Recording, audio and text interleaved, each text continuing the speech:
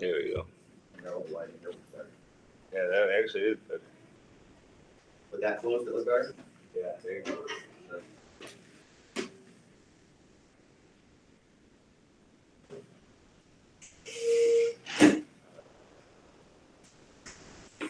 You gonna stay in? I'm gonna put off. All right. If there's anything I can do to help her, maybe good luck. So thank you all for coming. I've been working, as you know, in MTSS with you two, and I'm trying to create like a larger plan by the end of the year, right? Something for this practicum that will help students. We've all been talking, and eventually we'll put something in place, but it does take time. It's not just instantaneous. So this presentation, in a sense, is going to be, the background of our school. From there, we're going to go talk into the data. After the data, what's the next steps, right? So if you look at our vision statement, I just use a made-up name because I didn't know if I was supposed to say East Central, but East Central, we hold ourselves accountable to the hopes and dreams you have for your children. Our goal is to nurture resilient, goal-oriented, and intrinsically motivated students who are prepared for post-secondary education and possess a positive work ethic. So just from this, the main thing I'm trying to accomplish from the vision statement is the post-secondary education part. And that's kind of what MTSS is. How do we get kids from kind of like that middle school and slowly get them to adults? We invite you to view our progress and plans for the future improvement. It is through collaboration and involvement that we continue to grow as a community, and we are excited for the years to come. So this is kind of what I started with, because that's what the board approved, and then I went from there. So the agenda, go over introductions, roles and responsibilities for this kind of plan, overview of the plan, maybe go over some reasoning, debrief, reflection, and follow-up. And I'm gonna have other parts added. I've been working with Project Aware. Her name's Justina Gonzalez, and so from there, there's some information that she's giving us as well, more for financial and what's the impact when students miss. So that's some handouts for you. I think I gave you all these. Okay. Yes. Okay. Just in case there's some more.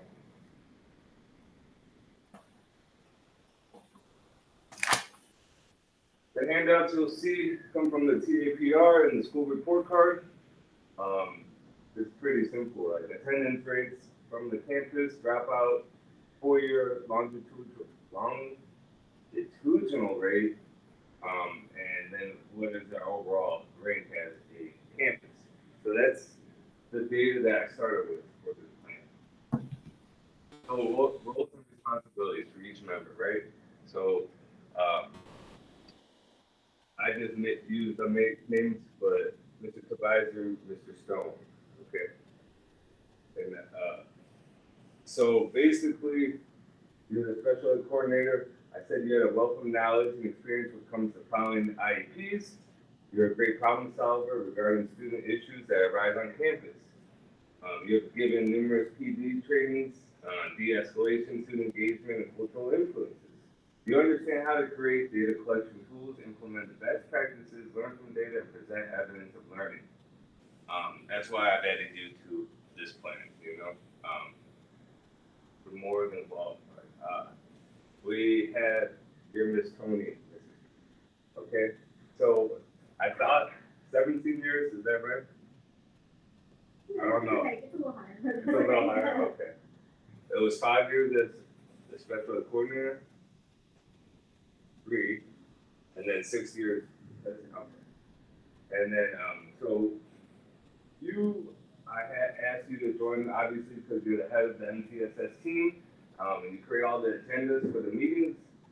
You create and organize the data that is collected when students are referred to or for response to intervention services.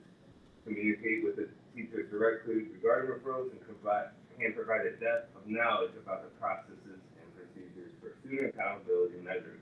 So like, it's kind of great because you're at the forefront working with teachers, you know? And then I had Miss Candace, but obviously she got pulled away, but she was our special ed clerk who kind of organizes all the calendaring. So that's a great resource after communication. So that's our team, right? What's our agenda, right? As we solidify a solid plan of action that focuses on high quality instruction and school culture, each of you will be given the opportunity to take leadership roles, right? That's my goal. Like, I'm taking a leadership role, and you all will be, obviously you're already in leadership roles, but you'll be doing different sorts of things. And then we'll come back throughout the year to come to a consensus. Using feedback and interventions we will implement with fidelity, right? So it's like, we're all gonna grow from this planet in that. So enrollment. East Central right now, the only data I have because of COVID was from 2022, but we're at 3,179 students, right? I know that's totally wrong. I think we're at 3,600, if I had to guess. After I went through all the kids, right? Because from the counseling, we get all the enrollment. And we increased, I mean, just recently, in October, before the first week of school, we enrolled 170 kids to all 8 counselors, right? So and that's not even throughout the year. So if I had to estimate, we're adding 400 kids a year. So we have a lot of kids, and that means there's a lot of opportunities to help them, right, through intervention. A recent demographic survey from the bond that was done, the board forecasts an increased total from 11,000 students for the whole district to 25,617 at 2033, right? So we obviously have a lot to tackle with what we have here, East Central's demographic population right now is sitting at 76% Hispanic students, 12% white, and 9% African American. The rest, 3% are 2 or more races, right? We have 185 teachers and 33 staff members, that's like paraprofessionals sort of thing, employed here. Which is interesting is 8% are first-time teachers or on a waiver, 36% had 0 to 5 years. The 6 to 10 year area is 22%, and then after that, 11 to 21 or more, you're looking at 34%. So what I pulled from this data is right here. This is 22% with 6 to 10 years. That means the teachers have some experience, but they could still be molded, and that's kind of like my plan. How can we mold students to help these? How can we mold teachers to help these students that are in need?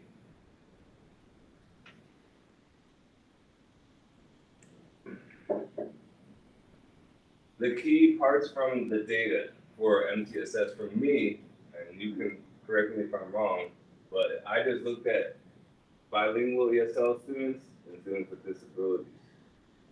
I mean, when you look at the school report card and funding, those are the ones that they focus on the most, right? Would you say? Yeah, I mean, for MTSS, might be students who haven't been identified yet. Yes. Yes.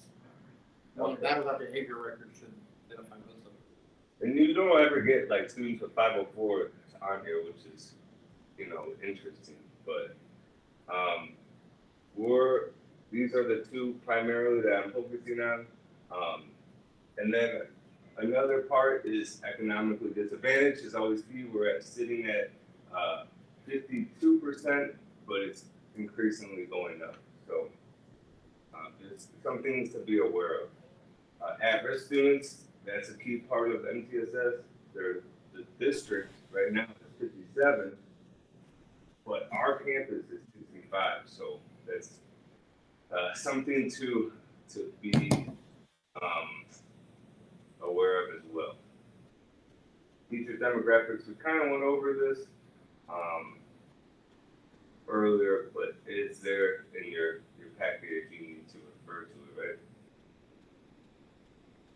Same thing, this data has already been presented to you. I don't have to kind of go over it, but if you want to, the campus teachers by program, right? So one thing that I've come to realize, and this is just me personally, but the bilingual ESL teachers, we have a small amount of them. But you go back here to our percentage is increasing over time. So that was one idea, and you'll see later in the handouts of how can we help, the regular career tech, regular education teachers implement strategies that the bilingual certified teachers have for students that are at risk or need intervention. I think part of that is most of our gen ed English teachers are certified in ESL. So that's trying to bridge some of that gap. I mean, there's still 6 that aren't. Mm-hmm. So the problem, like from the constant standpoint, and I'm glad I'm able to pull that, but we had about, I have the list, but we can show it later, but there's still about 20 to 30 kids that need to be moved from a non-ESL teacher to an ESL. On that creates probably overloading classes, and then you're pulling in support, but then where's that support coming from, right? So there's all these other things that come into it. But yeah, they are slowly getting certified as well over time. I wish the district paid for it. Like in other districts, they do pay for that training. I don't know. They reimburse. You have to do it on your own, but you get reimbursed for it if you do the right steps to it. The right steps, what do you mean? It's a little process. You have to go to a Region 20 training, I think. Well, I will say that because we're getting to a point where we still have, I guess, teacher turnover of those people who are certified, and then we're hiring people who are not certified. They have very recently said that they're not going to make people kind of jump through those hoops. So they very recently just made it a little bit easier to get that reimbursement. But I think you're saying, like, it would be nice if they were able to pay for it up front versus being reimbursed after they have passed the test, because that's another piece to I it. feel like that's a hesitance, I don't know if I want to lose like $200, $150, Like it's like for gym coaches or regular coaches for CDL, I feel like they pay for it ahead of time. So why don't we just put the same emphasis here?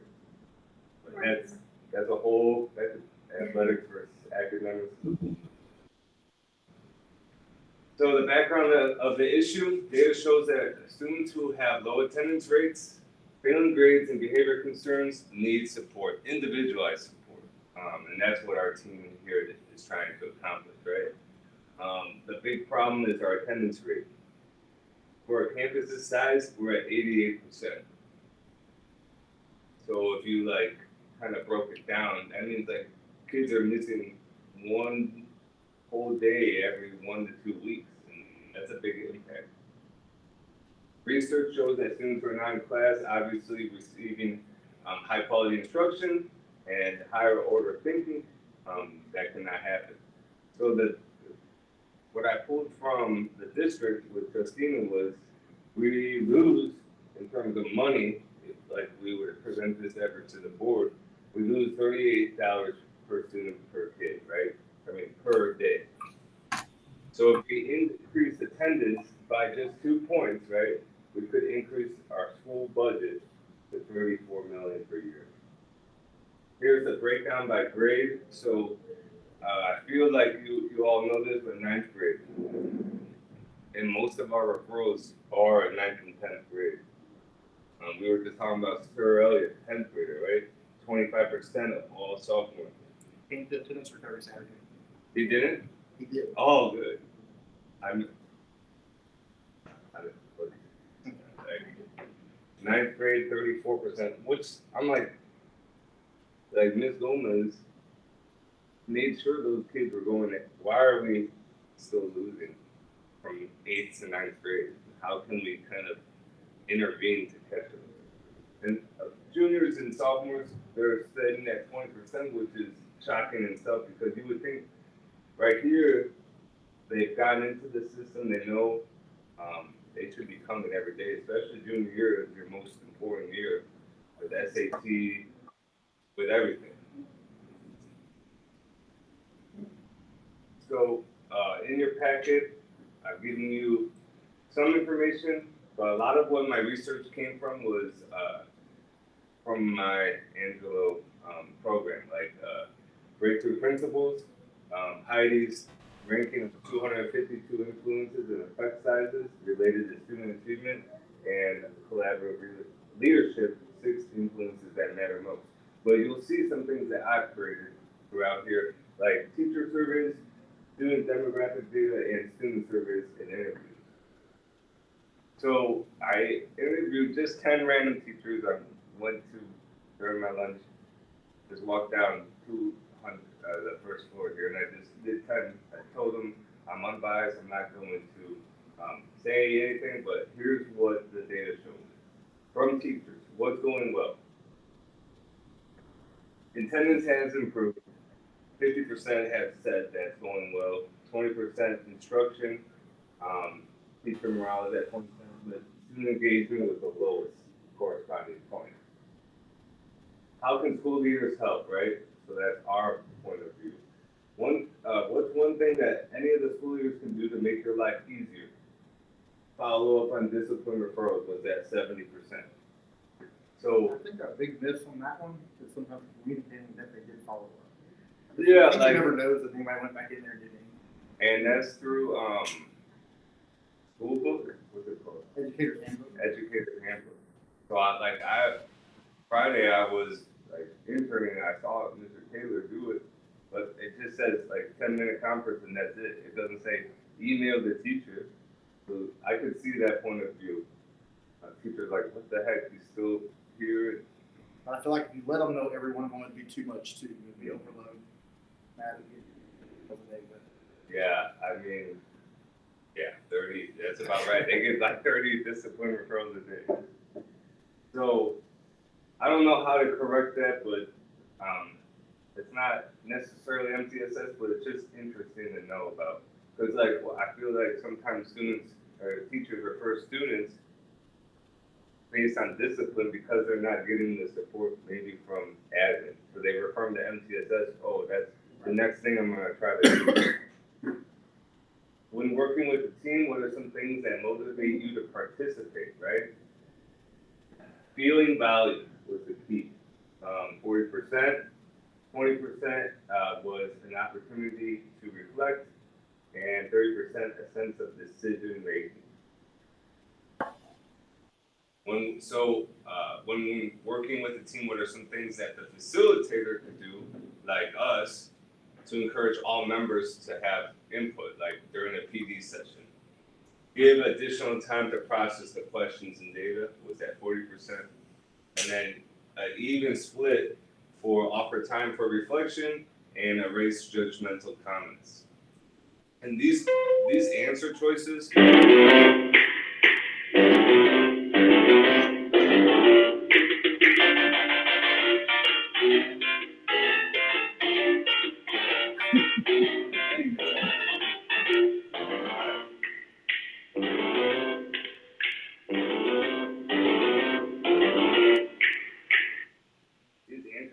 were pulled back from Heidi's kind of research on what's motivating the teachers. So just take that as it is. School culture, obviously a big part of how a campus runs is the culture itself. What things do you feel make a positive school culture? 40% say collaboration and teamwork, and was at 30%, which is what we do here for MTSS. I feel like that's how we kind of have a tight knit group. But I don't know if that's school wide, you know.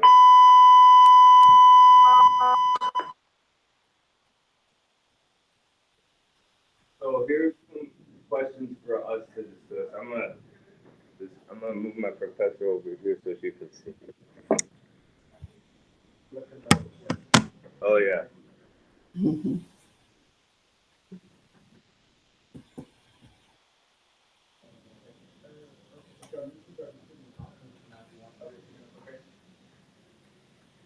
So uh,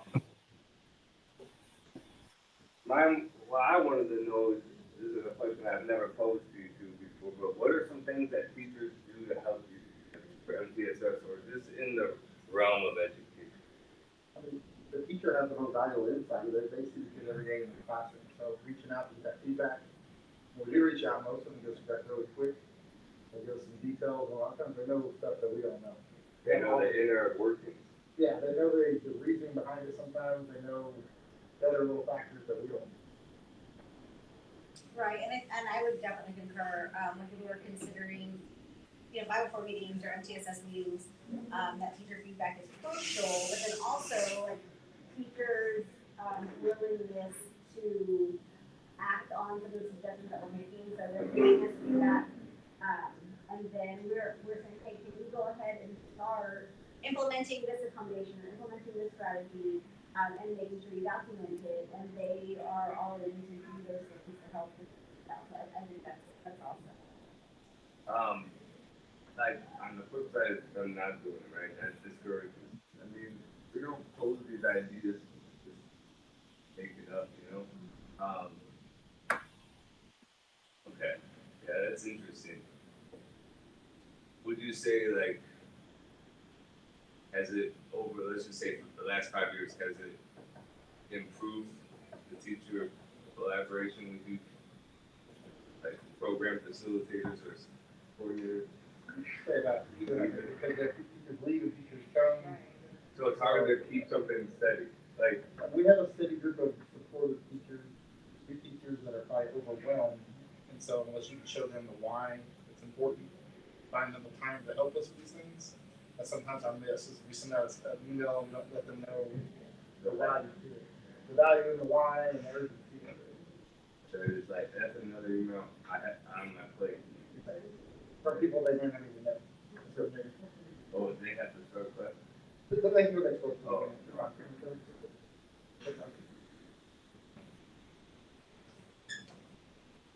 You want me to put a sign on it?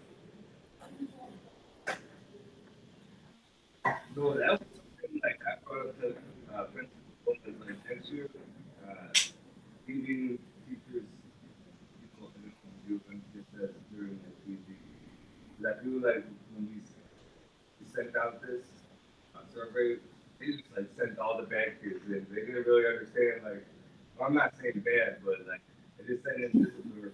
They didn't understand like the core component of them. Well, what they even stand for. All right, so I'm gonna move this back. Hopefully we're starting out better year two. Slowly. I do like the way it's been. I do think it's been different.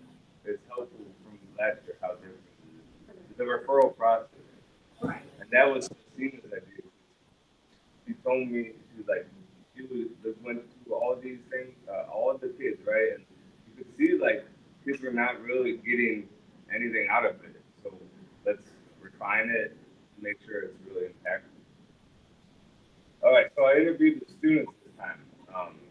Last was the teachers, this is the students. So obviously I've been dealing with seniors, so for senior meetings, so that was my bulk of 46%, but I did get some freshmen and some juniors in there, 13 of them. So this is responses, I just copied what they typed. So if there's errors, there's like spelling errors, but I wanted it to be authentic. What's going well with the school so far? The amount of events we've had so far, like homecoming days, pep rallies. I like all my teachers and classes. Classes are easier this year. It's less chaotic.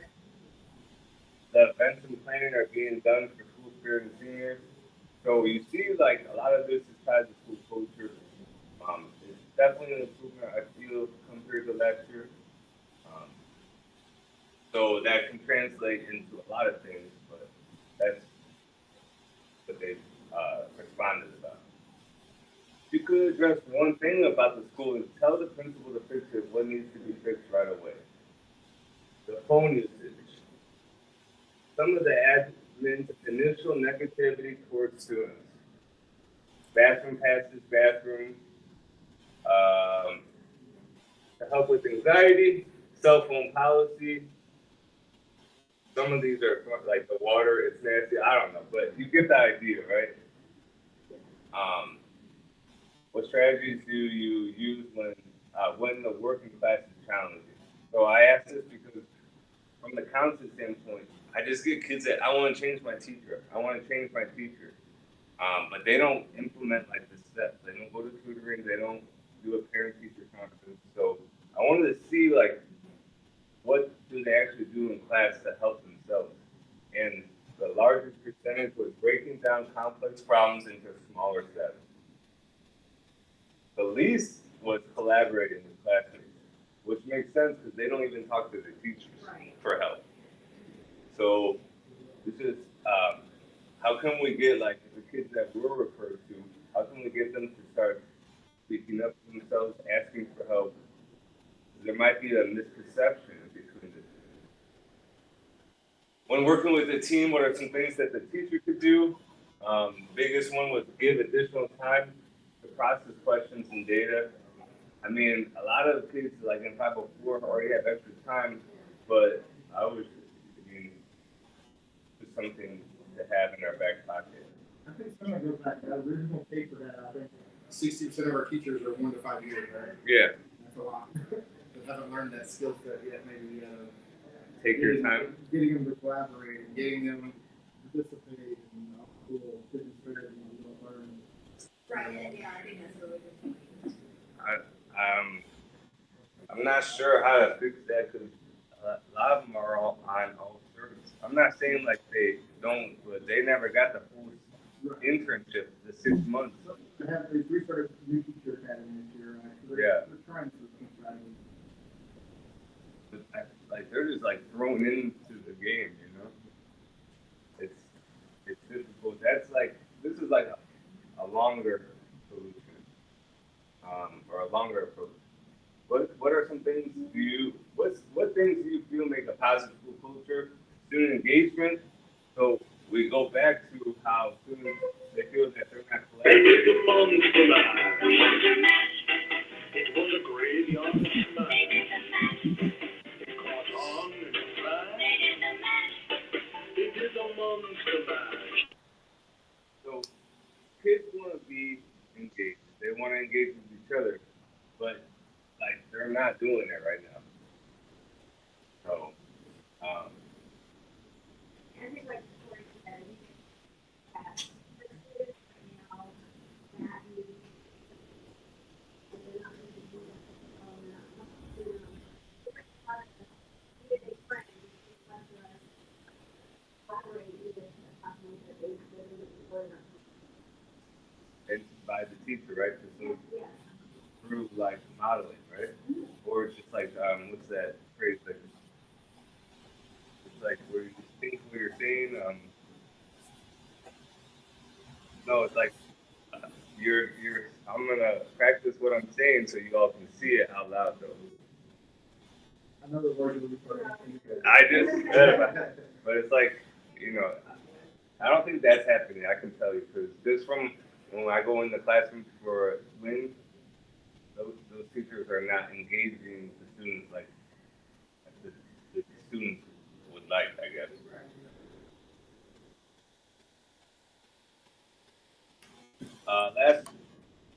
Last question: how can school leaders help you?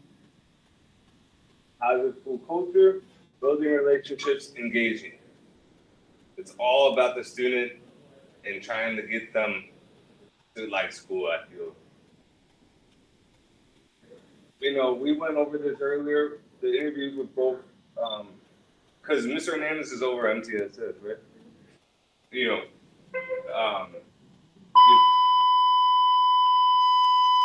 they both say the same thing. Principal Gomez wants to improve school culture, engage students, right? Mr. Hernandez wants to communicate with families, right? It's vital towards student success. So it's just getting the students to buy in. They both are on the same page.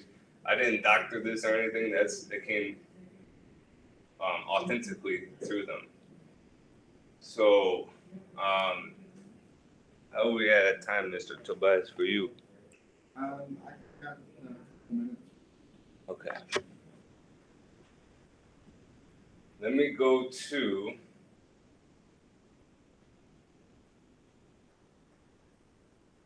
this part. So, students, you all have this with you, but students who did not come to school ended up losing credit, right? We know how that goes. They have to go to summer school, or all these different things, right? So there's a percentage that Ms. Gonzalez pulled from last year's, just from last year's MTSS, the other communities and schools, all these kids, right? These were the top like heavy hitters that could be broadened from losing credit to broadened back to if they just, you know, reduced their attendance rate by 5%, they would have earned credit for all their assignments. So they missed about 9 to 12 days, right? So we go back to Sir Elliott, prime example. I had to block out their names for confidentiality, but he's on this list. So I had some ideas.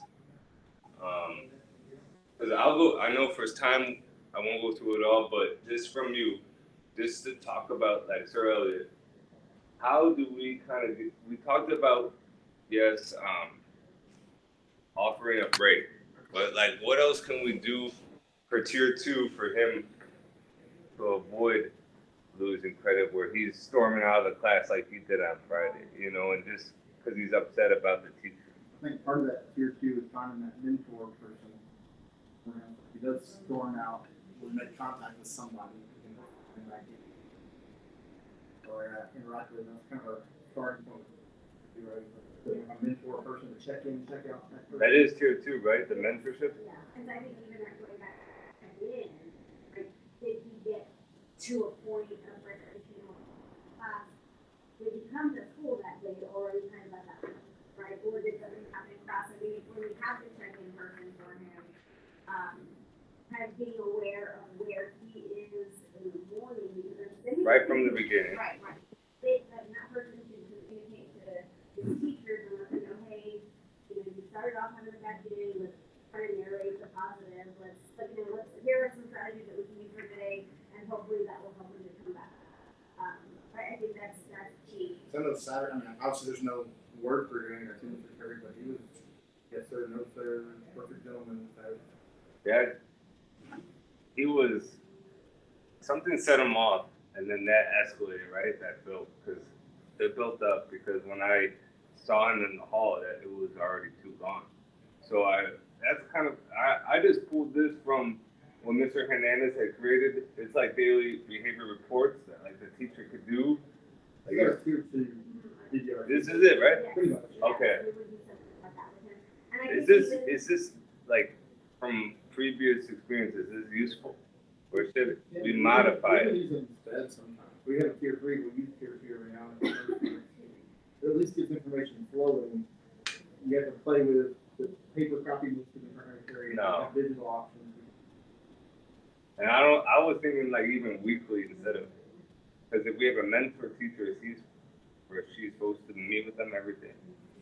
Just a quick check-in, check-out, like check twice a day, right? So check-in. Twice a day. With him as kind of a temperature check in the morning, and then at night to provide kind of a feedback loop on how they did enforce the good feedback that we received from teachers, or to address anything that would be considered like a 201 over on the conversation. So these would be the teachers for each period, right? Yes. Okay. And then there would be with student on a 1 to 5. So We are also, and historically that hasn't been the case, I don't think, but we are, the tier 2 committee is going to actually train anybody who is being assigned as a mentor, check-in, check-out person. So train them specifically on the student, kind of staff on the student, right? Give them some background, like with Mr. Elliott, we would, because he's on the list. Yeah. You know, give them some background information, and then also talk to him, like, what are some of the things that are going to upset him, or that might kind of, you know, it's like that type of response. And so that they kind of can maybe gear, or like individual, the DBRC. This is what DBRC, right? Yeah, like when I got to him, he started raising his voice, trying to get loud, and called home right away. So the teacher in that point was just like, I'm done. So is there ever an instance where, like, how do the mentors get chosen? That was I couldn't find that in my research. I mean, there's gonna be some volunteering. It's volunteer, it's But not a also- stipend, right? Well, they were, no, not a stipend plan, that would probably be a great grant for somebody to write. We'd like to write a grant, but, No, I know someone that I could ask, but yeah. I mean, yeah, I think it's paid to do that. Yeah, but also getting some student feedback, right, because they might have some, trusted adult on campus, or that they already have a relationship with. And that's kind of the route we want to go, because if they already have a relationship with that person, then that person is very likely to, you know, opt in to being that type of. Coaches, a big- Yeah, because he's like close with ROTC, right? But how do we get them to volunteer? That would be the biggest impact, you know? Well, that's what we're trying to find, we're not doing a bunch of kids, you have one or two. One or two. A caseload. Right. You have one or two, it's not. So like going back from last year, those kids that were referred, the ones that actually got to tier 2 last year, before this new process, there was a lot of them, right? Or has it been filtered down Yes, more? And they were pretty much just assigned to, community schools, right? Okay. So, there wasn't, I mean, we do have, we only have 2 of them, right? We each have a caseload of about 75 kids, right? And I think they check in with them. I don't know what the frequency is with checking with them. Yeah, it was like a lot of unknown. Right. Ms. Gloria, Yes. I have the 2 leaders in the group have to go to class. Okay. So Who are they? I'll have to, Miss Estrada Vega. Well, Mr. Tobias already left. Okay. Hi. Hi. So And, I'll Estrada, did you say? Yeah, Is she Estrada also, Vega. also a counselor? No, she is our program facilitator here. Okay. But Mr. Tobias, the special ed coordinator, had to leave too. But Okay.